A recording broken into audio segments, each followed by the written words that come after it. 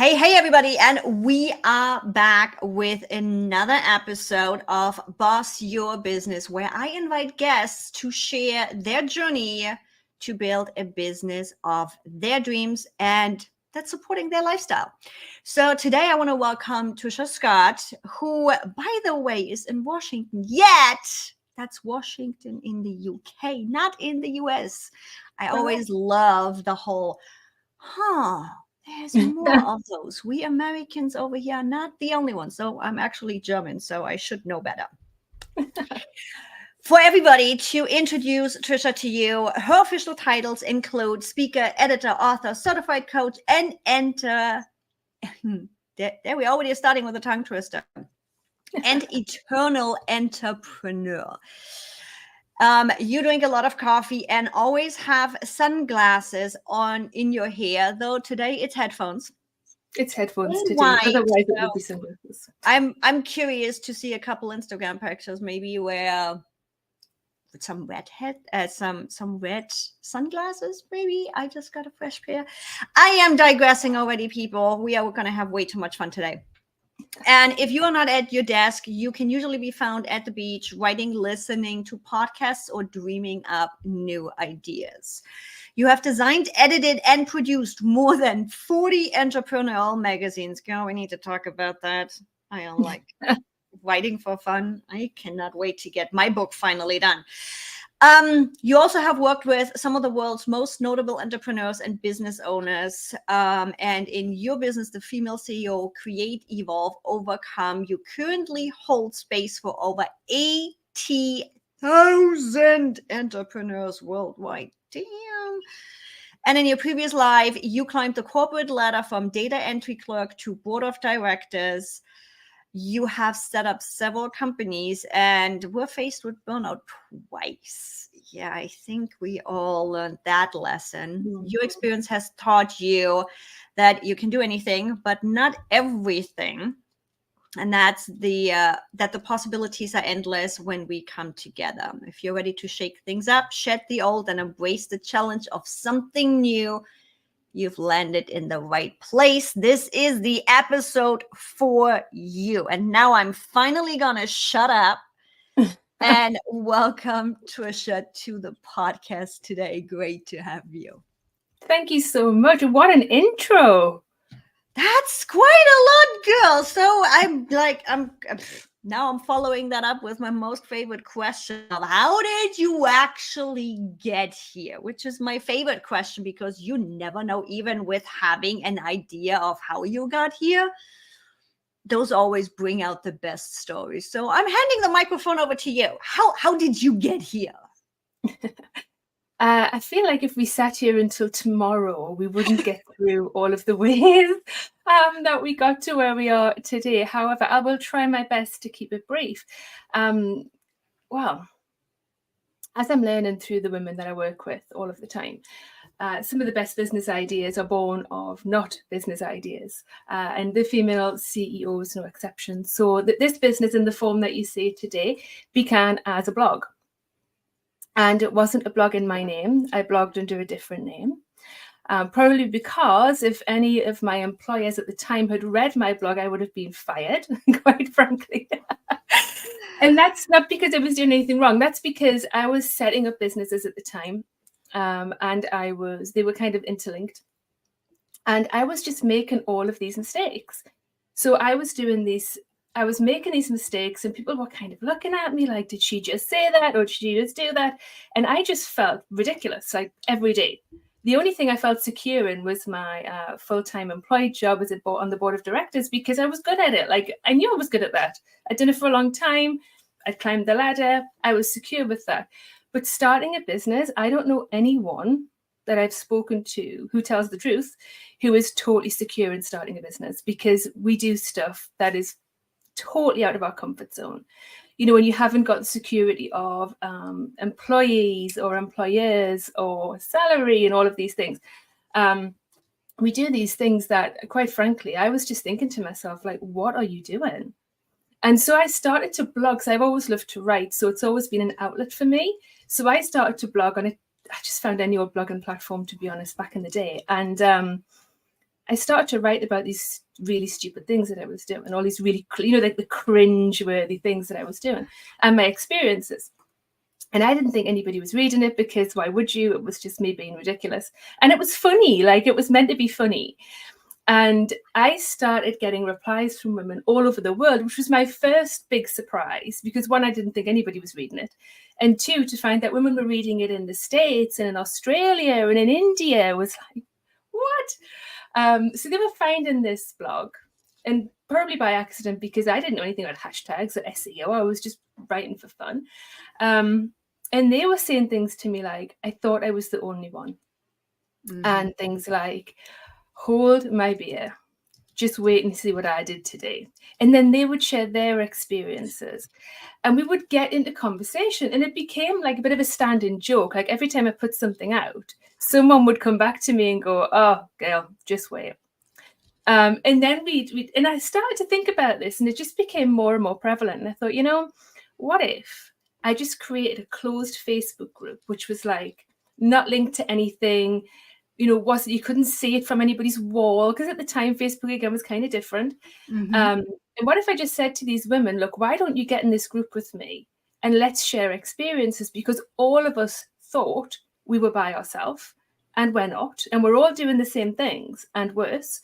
And we all think it's kind of hilarious, and none of us can tell anybody, because the authorities in our life, the people who are relying on us for really serious things, would think we were crazy. And so that's what we did. We started this little Facebook group, and it grew, and they would tell their friends, and it grew, and they would tell their friends, and it grew. So in the beginning, it was me and my mother and a girl I used to sit opposite at work, and that was it. That was the following. There were 3 of us.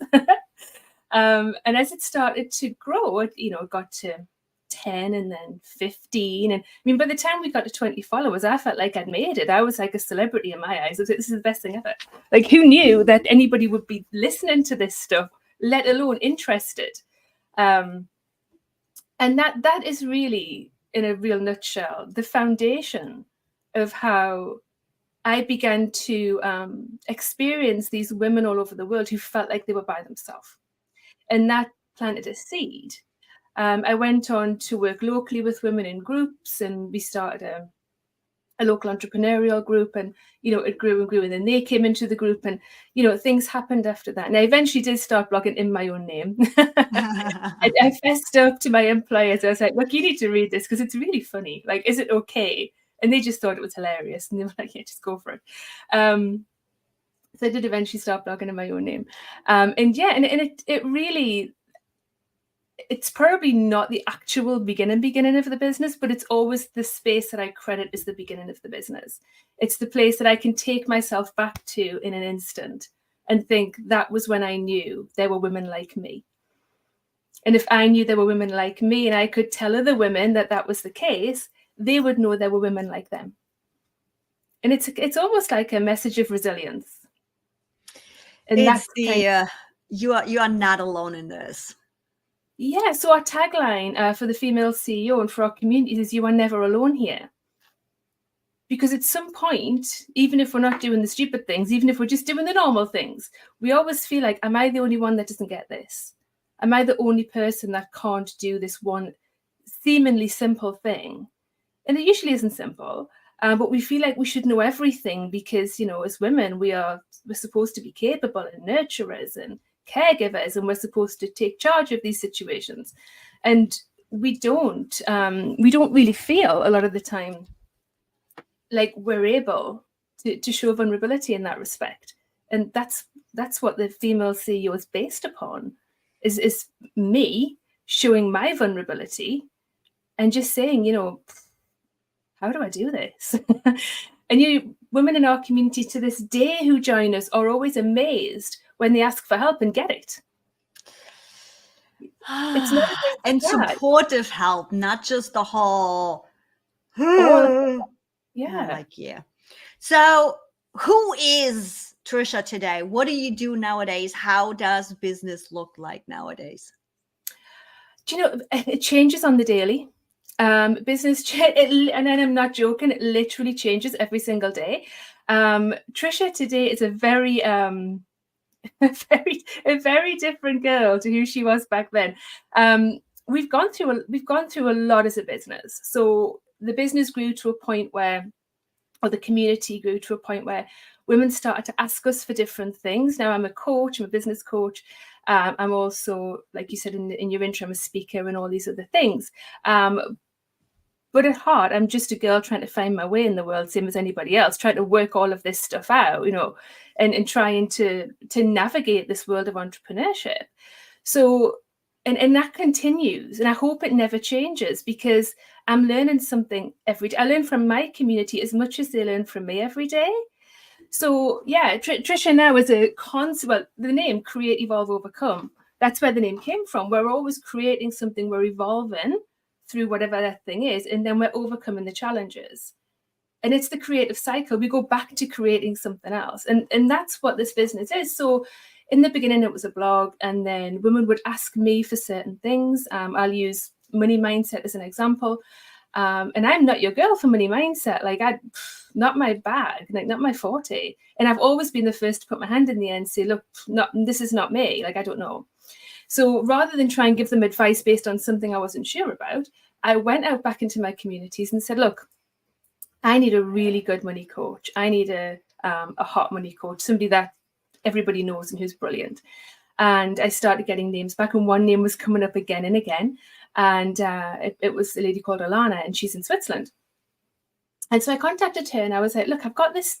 I'm not really sure what it is, but I've got this thing. It's kind of a community, but it's got a decent following, and I need a money coach. So would you come into the group and maybe give your expertise in return for growing your audience? And, so it's like it's a win-win. I get expertise from my audience, you get to grow your audience. And she's still with us today. She's one of my favorite humans. And she said, yeah, of course I will. And so we got our first, what later became our first editor. So Alana started writing blogs for us every month, which helped our community out. And she was in there answering questions if anybody needed it. And that's how we evolved. So then someone else would come and say, is it okay to ask about spirituality here? And I'd be like, well, again, not my bag, but yeah, let me see who I can find. I think you actually had Ambila on your podcast, Ambila Nav. Yep. Wonderful, amazing lady. Again, one of our editors to this day. Her name came up again and again. So I went to her in exactly the same way. She came on board. She started talking about spirituality and business. She's a spiritual business coach. I love her take. It's like, it's logical, it's to the point, and it's still spiritual. It's not too far off the edge. It is everyday implementation. I love the episode we had with Ambila. She is such an unusual mix. She's logical and business-like. She's as sharp as a razor, that woman, but she is highly spiritual. And I didn't know you could marry those things, but you can, and she does. So she came in, and now, fast forward all of these years, but now we have 19 editors in 9 countries who write for the magazine. At the time, it wasn't a magazine, of course. It was just blogs. So that's how, it's the collaboration. But that's, again, it's the heart of what we do. So we collaborate with each other to create the best for our communities. And we encourage other women around the world to do that. So there is a lot going on between community, website, magazine, all the things. Membership. Yeah. And membership on top of things. How are you managing all of that? What does the behind the scenes of the business look like? I've had to learn a lot, because I am not the most, I used to be a thoroughly organized human. So I was a finance director for a large property business. So I was super organized. And then I left my job because this was taken over and I couldn't do both things well. And I knew I wanted to pursue this as a dream. So I left my corporate job and put myself full time into this business. And quite frankly, I went absolutely feral. Like, I was like, I don't have to get up in the mornings. I don't have to do anything anybody asks me to. I can just do what I want now. And let me tell your listeners, that's a mistake. It's a fun mistake. But it's a mistake. So once I didn't have that structure, I was like, well, I'll just work in my pajamas, and I sometimes still do. Or, I'll not work on Mondays anymore. But as you've just said, the amount of work dictates that I could actually work 7 days a week if I chose to. So I fell behind really fast, really, really fast. And I think that's one of my buttons when I see content of just jammies on the couch. And I'm like, don't get me wrong. I have days, especially us as women, there is days in the month where I'm like, screw you all. I'm staying on the couch. I'm not going to talk to anybody. Don't get me wrong. I'm not saying we should not live our life. That's why we have the podcast.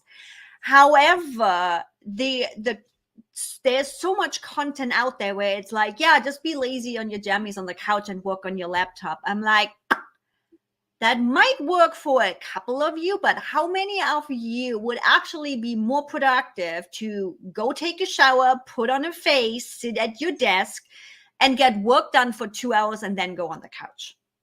Absolutely. So that's been my learning, and it was a tough lesson because I really wanted to be on the couch. Like I really wanted to be at the beach every Monday. I went to the cinema on a Monday. It didn't work for me. Let me say that. So to get everything done, I've had to relearn really to be structured in a different way. And what that looks like now is that I don't work on Thursdays, for example. Thursdays, I have a day with my mother. I do not pick up an email nor a laptop all day Thursday. I get up, I go out, and that's my day. I stay out all day. I have to work around that day. So often I'll work on a Sunday because that work still has to be done. So I've had to learn to be more structured in a different way, and it's something that feels good to me. So like you said, there are certain days of the month where I think I am not getting out of these pajamas if there is a fire. You can just leave me here and that is okay, and I will be fine with that. So it's a balance, and I still haven't got it right. I'm still working on it, but this is a lot of work, a huge amount of work. Systems, processes, software, tech helps me an awful lot. Having editors who provide content for us and moral support and, girls' friendship, my squad helps me an awful lot. Love that. You already started diving a little bit, and I love that, into systems and processes. Now, I would love to talk a little bit about technology. What are some of those systems and processes that allow you to take Thursday off? Or what are some of the tools that make life easier for you? I've tried everything. I have had free trials of every kind of software you can possibly imagine on the market. Yeah, just to see what works, because you don't know what you don't know. Also, it's helpful for me to free trial everything, because then I can say to my community, look, this worked for me, or this didn't work for me, but it might work for you. So the big things for me in the beginning, so I started my website when it wasn't a membership or a magazine or anything. It was just somewhere to hold the blogs, but I didn't want to hold them on a blogging site. I wanted our own platform. So I built my own on Squarespace. It's not Squarespace anymore. However, I would say to anybody listening, and I'll tell everybody this, that was it. Like, it was a real savior for me because they made it really easy. Now, I don't come from a tech background at all, not even a little bit. So, and in the beginning, I did think to myself, well, I'll just hire a designer and get it done. And I am an advocate for saving yourself time where you can. However, because of the type of community I was building and all of the startup women who might not have been able to hire a designer, I wanted to do it myself so that I could say to them, look, if I can do this, you can do this. Like, I promise you can do this. And I say the same today. Look, if I can do all of these things that I've learned how to do, any woman, anywhere, can learn how to do them. I'm not a tech wizard. I have no qualifications in tech. However, I do quite like it, which helps. I'm a bit geeky with that kind of thing. Like, I quite enjoy figuring out new tech, Just a little. So that does help. However, if I can do it, then so can they, 100%. So I would say things like, Squarespace, Wix, GoDaddy, whatever. I haven't tried all of them. But that in the beginning was a huge resource for me. It saved me a ton of money. And I was able to set up a basic site that had a blog section, and it had a welcome page and a contact us page. It was 3 or 4 pages. It wasn't huge. It wasn't spectacular, but it And did. the advantage of that is too, where in my community, I often have seen the issue of, I'll just outsource that. Yeah, but if you have no idea what your outsourcing team is doing, how long that potentially does, or heck, even just if things go wrong, you have to call them again. Having just a basic knowledge of what's actually happening helps you know and be able to vet the team you are bringing on. You are not just blindly trusting somebody else to do the right. I wish we could. And I have a team around me that I do blindly trust at this point. But they're all just humans. Things happen. It's like you can't just give up the complete keys to the castle and hope somebody does the right thing. Yeah, and I've heard that a lot. Even with someone who's had a designer make their website and they can't even change basic wording, so they add new product or service and they can't change it. They spot a spelling error. They can't change it. And that designer may then not be available, or they've changed their number, or they're no longer at that company. And I've seen that become a real nightmare. So yeah, you're right. I think a basic understanding, just even if it's set up for you, but then you know how to go in, or you have all your passwords to get in and change. Oh God, yes, please, people, big red button right here. Have your passwords, please. Yes. I swear, I was back in the day, I was a web designer. I am the nerd that actually builds this kind of stuff, right? And I was always somebody, I want my clients to have the keys to the castle. Here's how you edit things. Here's how you do. Here's all your passwords. Always. Because I don't know, like I learned the hard way, things can happen. And I have taken over so many websites where they had no access to their hosting. They had no access to their URL. They didn't have any access to their website. I'm like, people, please, don't do that. Do not ever give somebody that much reign over your business. Absolutely. As you can tell, that's a slide button of mine. It's tempting though, isn't it? Like, this is the thing. It's really tempting to be like, somebody else just take this off me. And I advocate for that. I really do. Somebody else just help me with this, whether it's finances or tech or whatever it is. But you should always regain a certain amount of control, or at least the tools to control that function. Yeah, for sure. I mean, moving on from my first ever website, I now use something called Kajabi. You've heard of Kajabi, I'm sure.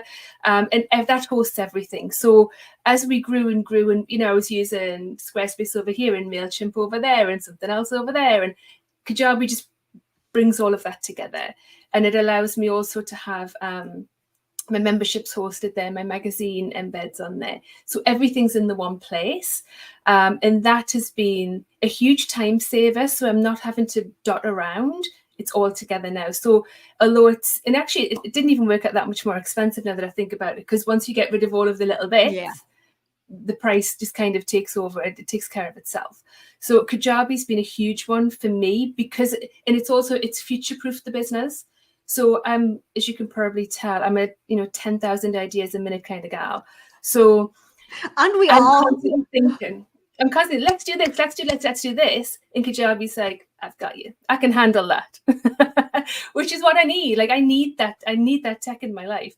So Kajabi, things like Grammarly. Oh my goodness, how much time I've saved using Grammarly because I type quick, I think quick, I blog quick, and then I run it through Grammarly and I'm like, holy hell, if that had gone out. I have Grammarly everywhere. I got it as a Chrome extension, so it's literally everywhere. I'm like, it's a lifesaver. Yeah. Trello, another one. I love Trello as a life. I don't even know how many workspaces I have on Trello now. It's ridiculous. But having everything in board, I'm very visual, so having everything in board format. So every week on Trello, I have my Monday to Friday, excluding Thursday, of course. And I have all of my tasks carried over from the week before that I didn't get done in one column. And then all of my tasks I plan to do that week, and then I fit the others in. So I can see, and with Trello, of course, you can move things around. So if it doesn't get done that day, I move it to the next. And that, again, has been really helpful for me, especially trying to get back on track. I have to be able to see like what my week looks like. And I just, I'll keep an eye on the calendar, keep an eye on Trello. And if those two things, plus, and I don't know if you do this, and you probably do, because I think we're similar. I'll get to bed and I just lie down and my brain will go, you've got to do this tomorrow. Oh, God. And I don't want to get up. So I have Trello on the phone, so I can just go onto my little to-do list, put it on and forget it. And once set in my head, I can sleep. So again, that sort of thing. Because at one time I would have to get up, get a pen, write it down. I can't forget. So again, those kind of, most of those things are free. I mean, Kajabi obviously isn't free. It's a platform. But Trello, there's a free version of Canva, amazing product. Grammarly, there's a free version of Grammarly. Google Analytics, fantastic. And any startup can access this stuff. And guys, you listening, my audience knows I'm a fan of ClickUp, and I want to use this chance here for this moment for a moment. Guys, can somebody just please send me another Starbucks coffee or something? My tongue is all weird today. What I was trying to say is I wanted to use this moment as a chance to let you guys know, and everybody listening, one of the reasons why I bring you this podcast with everybody and their tools is to also show you we do have a ton of tools out there. Tricia is loving Trello. It works perfect for her. She is loving Kajabi. It works perfect for her. Me personally, I don't like Trello or Kajabi, but you know what? It does not matter, because we are having this podcast for you guys so you can learn about those tools, so you can learn why my guests do love those tools, how they work for them, so you can decide what the right tool is for you. Because you know what? The best tool is the one you actually use. Doesn't matter if it's a paid one, doesn't matter if it's a free one. If you don't use the tool, it doesn't help you for shadoodle. Making YouTube happy, I do not get to cuss as I do on my coaching calls. So with this, guys, please remember, yes, all of the links are always in the comment sections. All of Tricia's recommendations is going to be in there. You're going to be able to link to it. You're going to find all of her links as always. Again, go revisit the podcasts. Go revisit all of the podcasts. All of my guests do share their tools and processes. This podcast is for you to help you find your own way to build your business of dream, your dream business. What is going on with my tongue today? I have to say, I also do love ClickUp. I've been using ClickUp a lot lately. So I've been doing a bit of training on that. And I also find that an excellent tool. And I do have people in my audience in general that do use Trello and have used it greatly. The problem that I personally have experienced with them is at some point, as you mentioned, you have so many boards and no big picture overview. And I haven't looked into Trello in a while, so we really don't need to go down this road. But yeah, the initial lessons that I had with my community is at some point they hit the ceiling of how much they can scale Trello. That's all they of course. But I think exactly like you said, there's a tool for every entrepreneur. And it's the only one that's going to work is the one you're going to pick up and use and you enjoy using. And there's so many. Because it's like when it comes down to running a business, when it comes down to tools, when it comes down, heck, to processes and systems, we are the weakest link. I'm sorry, the tech is not the problem. The systems are not the problem. The problem are the humans that run it. And it's not a bad problem. It just is. We are humans. We need to be motivated. We need to figure out what works for us, what doesn't work for us, when we do things, how we do things. So everything else around needs to align with us and our team and how we work. And thankfully, we have a big selection of tools that allow us to find the right one for us. Yeah. So tell my audience, where can they find you? You also got some goodies for them, I heard. And yes, guys, all the links are also going to be in the show section. Yeah, so you can find us everywhere, actually. So we're on Instagram, Facebook, LinkedIn. We have a LinkedIn Biz company profile. We're everywhere. But we are at thefemalesceo.com. So that's where you'll find the platform. And that is absolutely jam-packed full of free resources for entrepreneurs all over the world. And so you have we have the magazine, guys. You're gonna find the link in the description. You have the Momentum Business Club. Go check out Tricia, guys. Please go check her out. There is a huge community. There is so many amazing women there. You don't want to miss out on that. No, and I would like to also mention, if you don't mind, Evie, while we're here. Yeah. So this just happened yesterday. Or was it the day before yesterday? Day before yesterday. So we actually won Female-Led Publishing Platform of the Year, and we won Most Empowering Media CEO of the Year. Oh, hell yeah! I'm like, where's my I need audio stuff. I need whoop. Heck yeah, congratulations. That is amazing. And who'd have thought, from a single blog? From I think I'm alone in this, but I'm having fun stories. To 100,000 women worldwide, 47 published publications. Wow. And a membership, a thriving membership. All over the world. Now is your time to join. Go find the link in the show description. Go join, go celebrate, go send Tricia a message, and go send her the cheers emoji and celebrate her a little bit. And congratulations again. I'll see all of you in our next episode of Boss Your Business, where I interview my guests of how they have built their business of their dreams. Thank you. Bye, everybody. Thanks for coming.